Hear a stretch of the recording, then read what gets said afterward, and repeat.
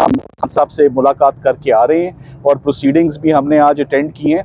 सबसे पहले तो जो जज साहब हैं, फाजिल जज साहब, हसनात जुल्करनैन साहब, उनसे हमने ये दरख्वास्त की है कि जो हमारी बेल एप्लीकेशन है जो पेंडिंग है और जिसको अभी तक नहीं सुना जा रहा, उसे काइंडली ज़रूर कल सुना जाए, क्योंकि वो पोस्ट अरेस्ट बेल है और वो फ्रीडम और लिबर्टी का क्वेश्चन उसमें इन्वॉल्व है। तो वो हमें अश्योरेंस दी गई है कि कल हमारी पोस्ट अरेस्ट बेल एप्लीकेशन पर कार्रवाई होगी, समाअत होगी और कल बाकायदा आर्ग्यूमेंट सुनने के बाद उस पर फैसला कल ज़मानत पर साइफ़र के केस में कल जो है वो बाकायदा एक फ़ैसला मुतवक्के है। साथ ही साथ में जो रेगुलर ट्रायल की आज जुडिशल रिमांड की आज जो तारीख थी वो 13 दिन की उसमें आज एडजर्नमेंट हुई और अब वो 26 तारीख के लिए फिक्स्ड है। दोबारा इधर अटक जेल में 26 तारीख तक उनको दोबारा जुडिशल रिमांड में उनको दे दिया गया है। आज की जो मुलाकात थी उसकी अहम बात यह है कि ना सिर्फ साइफ़र में जो उनकी लीगल टीम है उसने आज की मुलाकात में शिरकत की, बल्कि उसमें जो मज़ीद लीगल टीम में इजाफा हुआ है। कॉन्स्टिट्यूशनल लॉयर उज़ैर भंडारी साहब जो हैं वो लाहौर से तशरीफ़ लाए, एडवोकेट सुप्रीम कोर्ट हैं। सिकंदर जुल्करनैन सलीम साहब जो क्रिमिनल प्रैक्टिशनर हैं, उन्होंने भी आज इमरान खान साहब से मुलाकात की। और मेरे राइट पर अबूज़र सलमान नियाज़ी साहब खड़े हैं, उन्होंने भी आज मुलाकात की और सबको मौका मिला खान साहब से मुख्तसरन अपने अपने मुकदमे पर बात करने के लिए।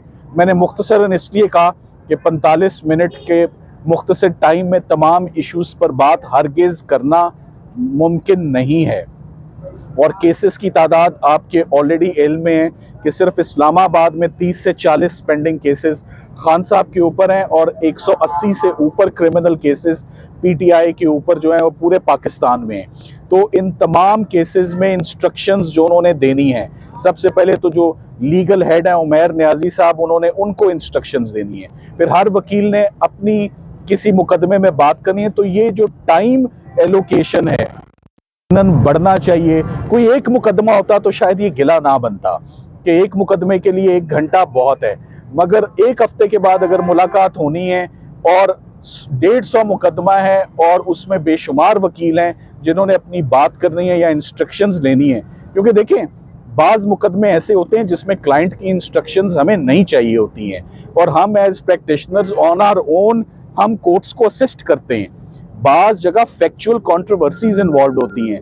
मिसाल के तौर पे साइफ़र के केस में इमरान खान साहब का क्या मौक़िफ़ है या कैबिनेट के हवाले से कौन कौन सी मीटिंग्स हुई, उसमें किस किस ने शिरकत की, ये बहुत ज़्यादा हमारे सवालात होते हैं जिसमें हम रिलाई कर रहे होते हैं अपने क्लाइंट पर कि वो हमें गाइड भी करें और असिस्टेंस भी उसमें दें। सो हम उम्मीद करते हैं कि जी ये जो खान साहब की यहाँ पर नज़रबंदी है इन अटक जेल, मेरी तो वो समझ से बालातर है कि वो यहाँ पर उनको क्यों रखा हुआ है हाई सिक्योरिटी में। ये मैं ये भी कहता चलूँ, ये हाई सिक्योरिटी या का ट्रायल या जेल ट्रायल होना ही नहीं चाहिए, कतन इसका कोई जवाज़ नहीं बनता। ये ओपन प्रोसीडिंग्स होनी चाहिए कि खान साहब की प्रोसीडिंग से पूरा जेल का निज़ाम मुअत्तल हो जाता है, उससे बाकी प्रिजनर्स भी बहुत ज़्यादा सफ़र करते हैं। तो ये मुनासिब है कि ये आइंदा तारीख पर ये प्रोसीडिंग्स को फेयर और ट्रांसपेरेंसी इनकी भी शो करने के लिए ये जुडिशल कॉम्प्लेक्स के सेफ़ और सिक्योर इन्वायरमेंट में ये प्रोसीडिंग्स जो हैं वो की जाएं। कुछ बातें उनसे अबूज़र सलमान नियाज़ी साहब ने की, मैं चाहता हूं कि वो भी आपको बताएं कि वो उन्होंने क्या बताया। जी बिस्मिल्लाहिर्रहमानिर्रहीम। जी, सलमान सफदर साहब ने आपको काफ़ी डिटेल में पूरा साइनॉप्सिस दे दी है, पूरी जो मुलाकात हुई थी, और ये हमारे सीनियर है, बेहतर उन्होंने एक्सप्लेन भी कर दिए। लेकिन कुछ बातें हैं खान साहब से डिस्कस हुई ये बात के सदर आरिफ अलवी साहब ने अभी तक इलेक्शन की डेट नहीं दी, तो उन्होंने कहा ये आइन उनके सामने पड़ा हुआ है, ही सेड के आइन बड़ा क्लियर है और उनको जो है बिल्कुल डेट देनी चाहिए इलेक्शन की, विद इन 90 डेज़ की देनी चाहिए।